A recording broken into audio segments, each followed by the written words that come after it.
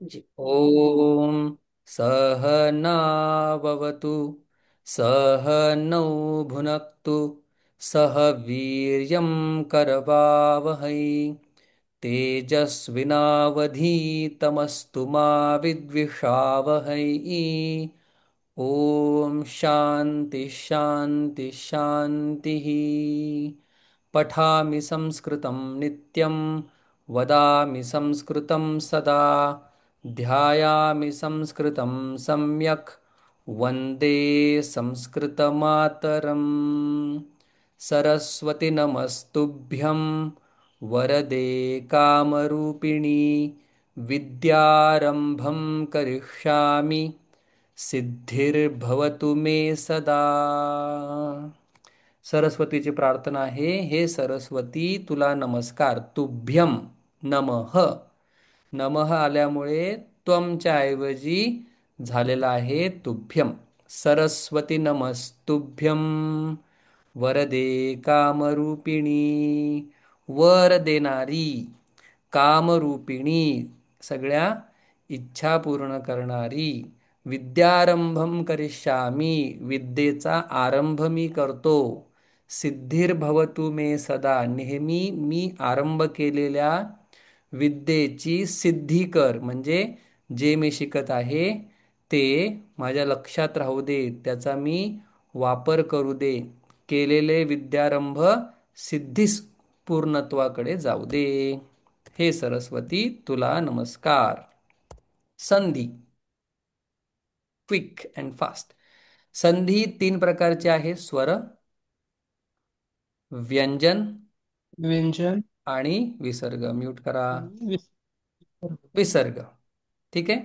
आतापर्यंत आपण स्वर संधी बघितलेल्या आहेत. दोन स्वर एकत्र येतात त्याला स्वर संधी. दोन व्यंजन एकत्र येतात त्याला व्यंजन संधी. विसर्ग आणि स्वर किंवा व्यंजन समोर आल्यानंतर एकत्र येतात त्याला विसर्ग संधी. स्वरसंधी आपण पाहिली आहे: यण, गुण, वृद्धी, अयादी आणि पूर्वरूप. पुन्हा सांगतो: यण, इ उ रुल रू यांच्या जागी यवरल होतात. गुण अ किंवा आ यांच्या पुढे इ ई आल्यानंतर ए, उ उ आल्यानंतर ओ, रू रू आल्यानंतर अर, लृ आल्यानंतर अल.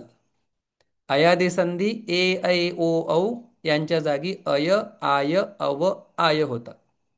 वृद्धी संधी अ किंवा आ यांच्या पुढे ओ किंवा औ, ए किंवा ऐ आल्यानंतर अनुक्रमे औ आणि ऐ होतात. आणि पूर्वरूप पाहिली: ए किंवा ओच्या पुढे जर अ आला तर त्या अ ला पूर्वी असणाऱ्या ए किंवा ओचं रूप प्राप्त होतं आणि त्या ठिकाणी अ आहे हे सांगायसाठी एक द्विखंड येतो.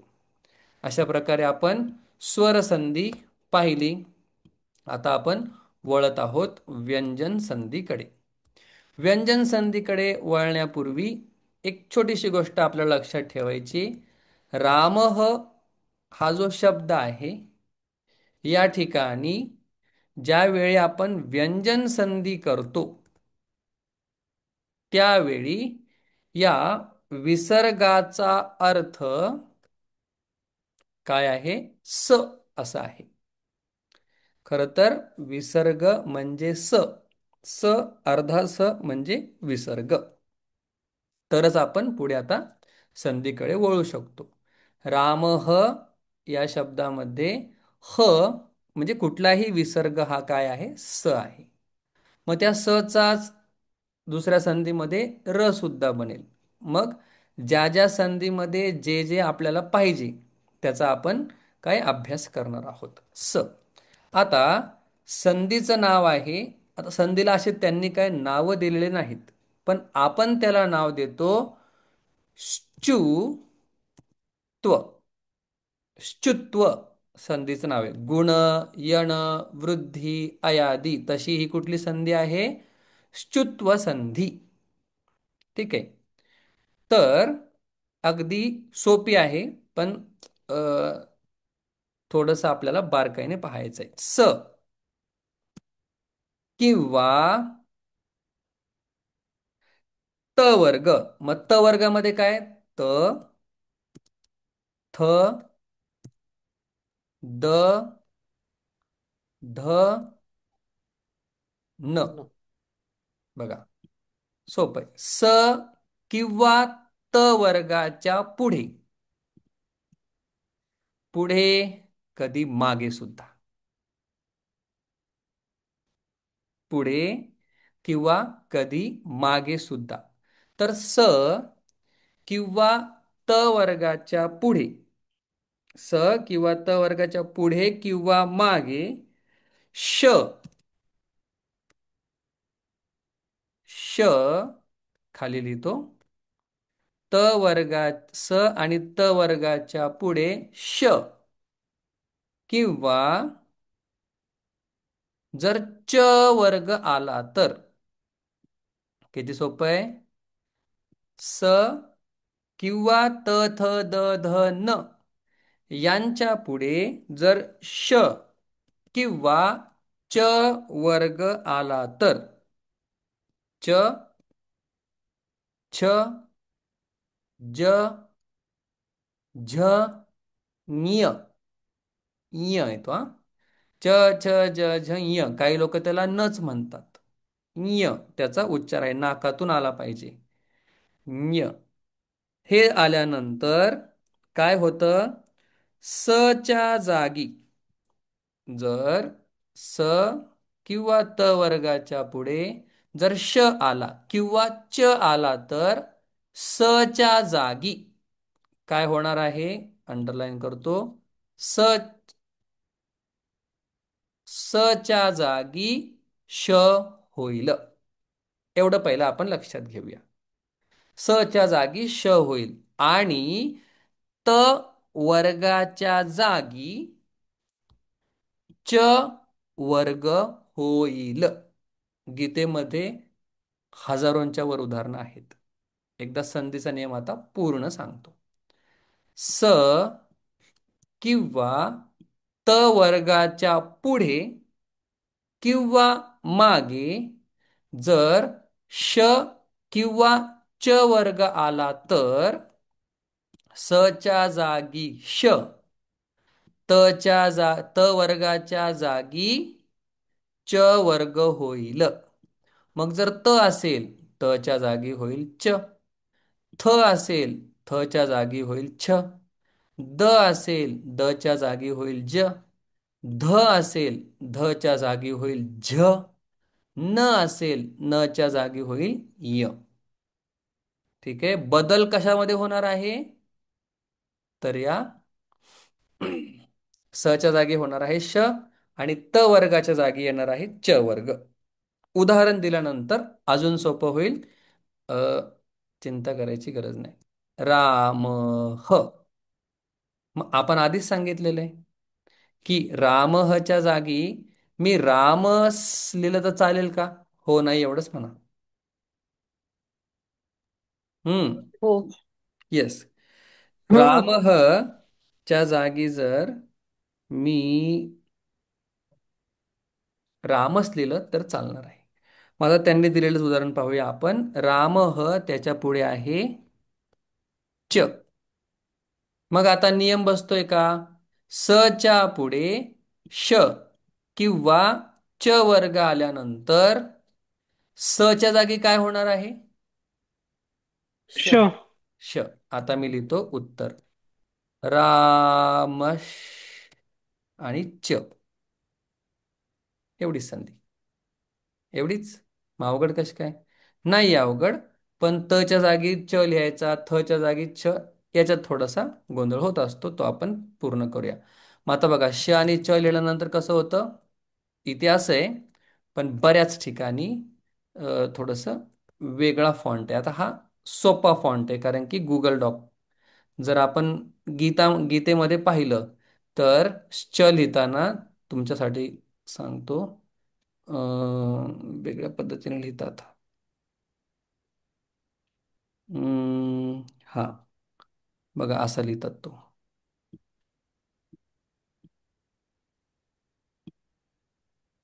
श्रावण मधला सरळ. हा लिहिताना च. तुम्हाला ते इथं नाही लिहून दाखवू शकत, पण असाच लिहितात तो. म्हणजे आधी असं लिहिलं तरी पण चालेल, असा. मग आता हा श आहे, एवढं हम्म. लक्षात ठेवायचं तुम्हाला. ठीक आहे. म्हणजे श्र सुद्धा, आता हा फॉन्ट वेगळा असल्यामुळे मला दाखवता येत नाहीये. ठीक आहे. मग रामः, त्या स च्या पुढे च आला म्हणून स च्या जागी झाला श. सर अजून एक उदाहरण. हो, पुढचं. आता स चा श होतो हे तुम्हाला कळलेलं आहे. आता आपण उदाहरण पाहूया. कह.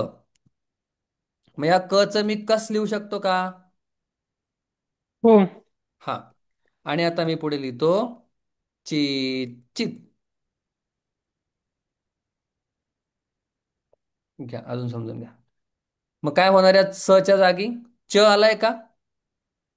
बघा, हे तुम्ही ची बघताय म्हणजे ई सुरुवातीला असं समजू नका. लिहिताना तो ई लिहिलाय सुरुवातीला. खरं तर तो ची म्हणजे काय आहे सांगा बरं? ची म्हणजे च आणि ई. मग आणि ई सुरुवातीला आहे. काय आहे? चच आहे. ई हा. चच आहे. त्याच्यामुळे असं समजू नका की सर त्या स नंतर तर ई आलेला आहे. नाही, स नंतर चच आहे. मग स किंवा त वर्गाच्या पुढे श किंवा च वर्ग आलेला आहे. मग काय होणार? या स च होणार. कसच. नाही ना, थांबा. कश, कश. चित. सच. कशा, कश्चित. सॉरी. कशित चित, कशित चित. कालच मी श्लोक टाकला होता, त्याच्यामध्ये हे आलेलं आहे बघा. हा, मनुष्याणाम तो घ्यायचा. सहस्रेषु कश्चित यतती सिद्धये, यततामपि सिद्धानां कश्चित माम वेत्ती तत्वतः. कश्चित, कोणी एक. ठीक आहे. चित प्रत्यय आहे पुढं. चित म्हणजे कोणी एक, सम वन. जेव्हा आपल्याला निश्चित सांगता येत नसेल त्यावेळी आपण हा चित आणि चन वापरतो. असू द्या लक्षात. कश्चन, कश्चन बालकः, कोणी एक बालक. कश्चित बालकः, कोणी एक बालक. ठीक आहे. पुढे आपण शिकणार आहोत. ठीक आहे. आता पुढे बघा, त्यांनी दिलेलं उदाहरण सत आणि चित. सच्चित. बघा, आता त मागे आहे का? थोडस मोठं करतो. त मागे आहे का? त वर्ग आहे, आहे, आहे, आहे. आहे. आणि पुढे च वर्ग आलेला आहे का? हो, हो. हो. हा. मग त वर्गाच्या जागी कुठला वर्ग होईल बोला? त. च त वर्गाच्या जागी कुठला वर्ग होईल? च च च वर्ग होईल. मग त च्या जागी काय होणार? हा. च. हा. मग च काय त. होतं? सच्चित सच्ची. त त. सच्चित म्हणजे काय? सच्चित. सत आणि चित. म्हणून सगळ्या संप्रदायांमध्ये बघा असतंच हे. सच्चिदानंद. चिदानंद. सच्चिदानंद, हम्म. सच्ची. ते सच्चिदानंद नाही म्हणा, सच्चिदानंद का? संधी झालेली आहे. म्हणजे सत, चित, आनंद, तिघांचा मिळून सच्चिदानंद. आता हे फक्त सत आणि चित आपण लक्षात घेऊया. मग त वर्गाच्या पुढे च वर्ग आल्यामुळे काय झालं? त वर्गाचं च वर्गामध्ये रूपांतर झालं. ठीक आहे. अजून एक उदाहरण पाहूया आपण. मग तच झालं. तच च मध्ये. आता एक त्यांनी दिलेलं उदाहरण पाहूया.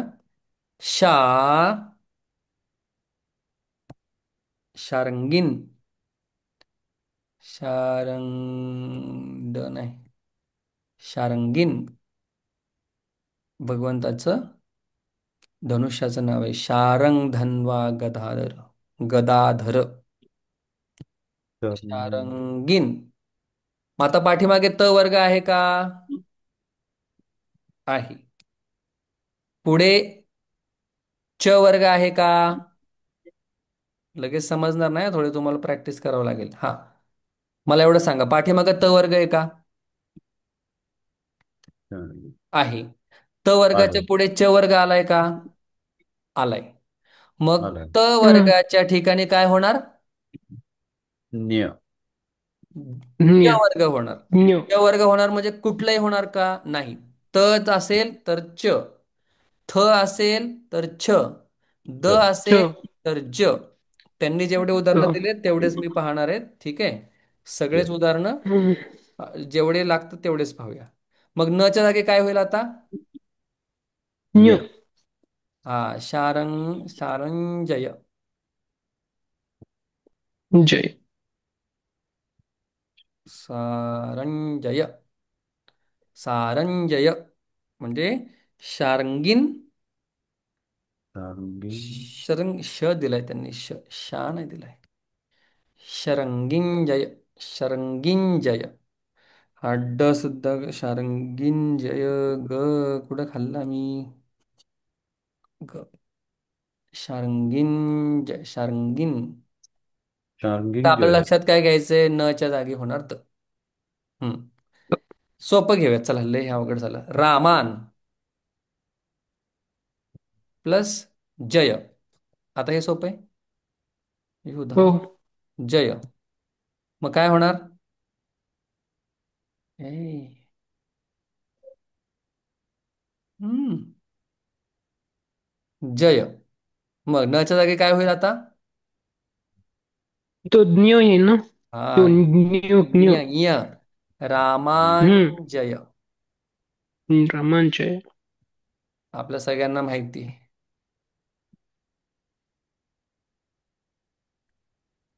मृत्युंजय तसं. हम्म मृत्युंजय. मृत्युंजय. या ठिकाणी वेगळा नियम आहे. ठीक आहे. फक्त तुम्हाला न्य आणि हम्म. जचा संबंध दाखवायचा होता मला. इथं वेगळा नियम आहे. रामान सोपं सांगितलंय. शरंगीन जय. शरंगीन जय थोडंसं अवघड होतंय. पुढे आता या सगळ्यांमध्ये काय झालंय? त च्या पुढे च वर्ग आलेला आहे, किंवा त वर्गाच्या पुढे च वर्ग आलाय. पण सर तुम्ही तर सुरुवातीला बोलले मागे आल्यानंतर पण होतं. मग मागे आलेल्याचं एक उदाहरण पाहूया, आणि नंतर त्यांनी जे अभ्यास करण्यासाठी दिले तेही सोडून देतो, कारण की थोडीशी डिफिकल्ट आहे संधी. नाही वाटत आहे? आनंद आहे. याच प्लस ना. मग आता न वर्ग पुढे आहे का? बघा, त वर्ग पुढे आहे का? बोला. हो, नाही. हो. हो. हो. Hi. मग तवरून तुम्ही, ना. आम्ही हो. सुरुवातीला बोललो त च्या पुढे च वर्ग असेल किंवा मागे असेल. आता Magi. मागे. मागे च वर्ग आहे का? Oh. हो. हा, मग बदलणार कोण आहे? मागचा बदलणार का पुढचा? Mm. सर मागचा पुढचाचा संबंधच नाही इथं. त वर्ग काय बदलणार आहे? च वर्गात. मग च म्हणतो त वर्ग. वर्गाप्रमाणे. बघा, या न च्या जागी काय होईल पुन्हा? तो यो हा. य. तो Nya. हा, Mm. न्य. यांच्या.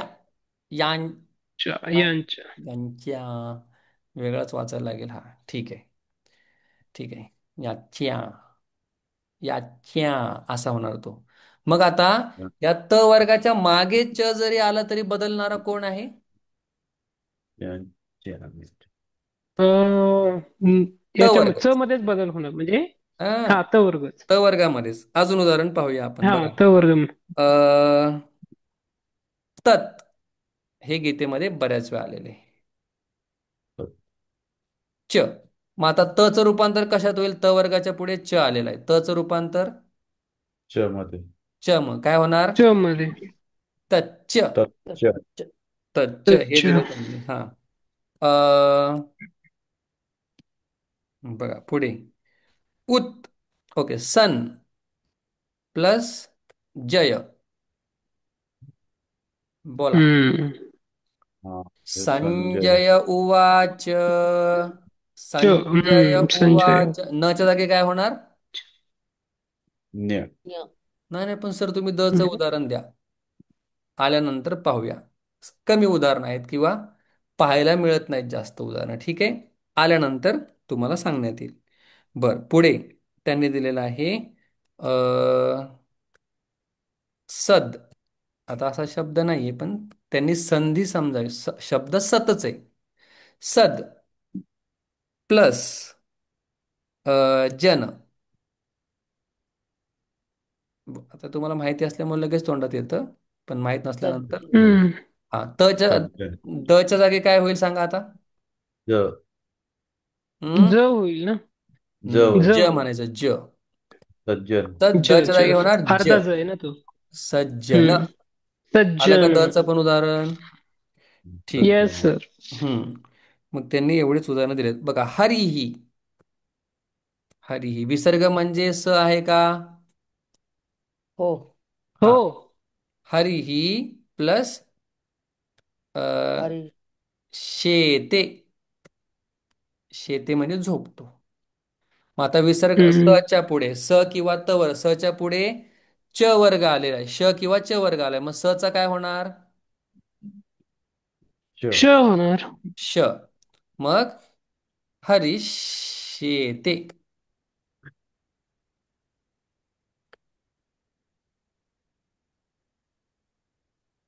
शेते. ठीक हम्म. आहे. हम्म. उत. उत प्लस चारणम. बोला. च्या जागी काय च होणार. होणार. च. च्या जागी च कारण होणार का. तर त्याच्या चारण. पुढे च हम्म. वर्ग आलेला आहे. मग काय होणार. च. चारण. उच्चारणम. उच्चारणम. नम. उच्चारणम. तत् प्लस चरित्रम. त हम्म. बोला. त तच्. तच्चरी तच् रित्रम. त. तत् हा. बरोबर. तच्चरित्रम. चरित तच् चरित्र. रित्रम. तच्चरित्रम. रित्रम. तच्चरित्रम म्हणजे रित्रम. तत् चरित्रम ते चरित्र. कस प्लस चन.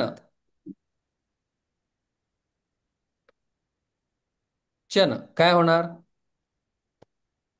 च काय सर त्याच्या पुढे काय आहे? नाही. चन. सच च. कश्चन. हा हे होईल ना कश्चन. सर इथं श. हा. श क्वेश्चन. होईल ना चा श. श होईल. क्वेश्चन. सो कश. श होईल. शन. श. कश्चन जेव्हा क्वेश्चन. आपल्याला माहित क्वेश्चन. नसतं कोण त्यावेळी आपण कश्चन म्हणतो. चा श होतो हे तुम्हाला तर चांगलंच कळालेलं आहे. कळ. हम्म. आहे वेळ. राम हरी संजय शेती सज्जन. चला आता आपण उलटी संधी करूया. बालिकाश्च काय होणार बरं याचं. आता उलट जाते आपल्याला. आधीच त्यांनी श दिलेला आहे. मग च्या जागी काय होतो. स होणार ना आता. बालिका. तुम्हाला नियम स. समोर ठेवतो जेणेकरून सोपं जाईल. ठीक आहे. हा आहे नियम. आता आपल्याला उलट जायचंय. ठीक आहे. हम्म. बालिकाश्च आधीच स झालेला आहे. मग च्या जागी काय होईल. हम्म. त. श स होईल ना आता. हा तर कोण इथे म्हणलं. शच च्या जागी स. मग बघा. स होणार. हम्म. मग बालिकास्य. बालिका. बालिका स म्हणजे विसर्ग आहे. हो. विसर्ग राईट. म्हणजे स आहे. बालिका. हो. बालिका बरोबर. च बालिका. स. स. मग आधीच त्यांनी आपल्याला दिले तच्च.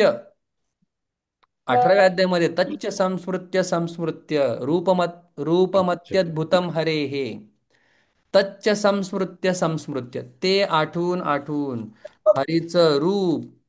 बघा 18व्या अध्यायातील 77 नंबरचा श्लोक आहे. तच्च संस्मृत तच्च तच्च संस्मृत्य संस्मृत्य. अनेक ठिकाणी 72 नंबरचा श्लोक आहे. कच्चिदेतम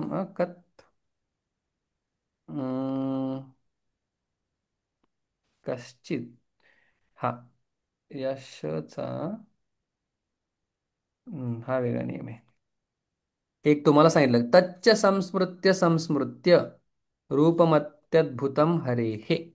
चला तच्चचं काय होईल उलट जायचं म्हटल्यानंतर आधी च झालेला आहे. तत्. मग तत् च्या तत् जागी होईल तत्. तत् आणि तत् तत्. च तत्. च. तत्. हा. तत्. च. हो हो हो तत् हो. बघा अ दुष्चरित्र चरितम दुष्चरित्र दु आधी दुह श झालाय. च्या जागी काय होईल. हो. स. स. मग विसर्ग लिहू का? हम्म. विसर्ग हो. घ्या. दुष, आणि दुहु, चरित चरित्र. दुहू चरित्र. चरित्र. अशा प्रकारे त्यांनी दिलेलं जवळजवळ आपण सगळे सोडवलेले आहेत. सच्चरित्र आधीच पाहिले. ततच, इतश्च, इतश्च सांगा आणि मग आपण वाक्य सोडवूया या पाठाचे. इतश्च. इतःच. हा, मग जे बाहुल्याने म्हणजे जास्त करून येतात त्यांचं त्यांनी काय या ठिकाणी आपल्याला स्पष्ट उल्लेख केलेला आहे. तर वाक्य आपण सोडूया या पाठाचे आणि शिकूया अजून.